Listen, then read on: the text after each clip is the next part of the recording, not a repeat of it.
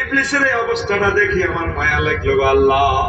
আপনি মায়া করে দয়া করে, মায়া করে দয়া করে আল্লাহ আপনি এই ইবলিস সুরাল্লাহ একটা তওবার ব্যবস্থা করেন।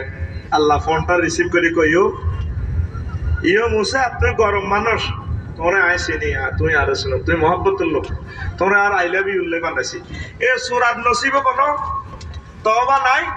তুই এটা বুঝতাম না, রাজনীতির ভিতরে পলিটিক্স আমরা গেছে, তুই এতটা বুঝতাম, তুই সোজা মানুষ সোজা পাবে তাও পাল্লা আরো বেজ্জতি করে না হাতের বই এবার রাখছি।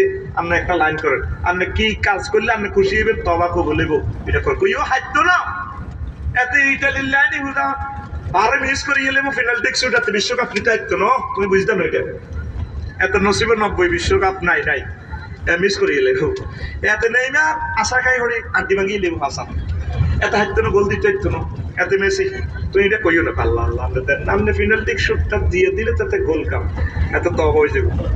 আচ্ছা শোনো, তুমি যে পালা করে দিচ্ছ, তুই তো ধরো সিলেজের মূর্খারে চাপ দিলে মূর্খার সা নহাজ খেপুড হইল লই যাব। মুসা আলাইহিস সালাম ধরলে ও আল্লাহ রে, ও মা গো মা সুড়া সুড়ি নাই সুবহানাল্লাহ কইতেন না।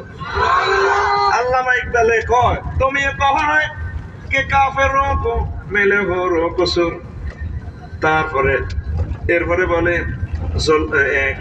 এরপরে কথাটা হইল সেরে পোয়া দেয় ও কাফের গোল্লাই ফুর গেলমান সব আছে দুনিয়াতে, তোমার শুধু আল্লাহ ওয়াদা দিছে, তারপরে তোমার নসিব নাই সব কয় আল্লাহ ইকবাল কাফের হয়ে গেছে, কাফের হয়ে গেছে।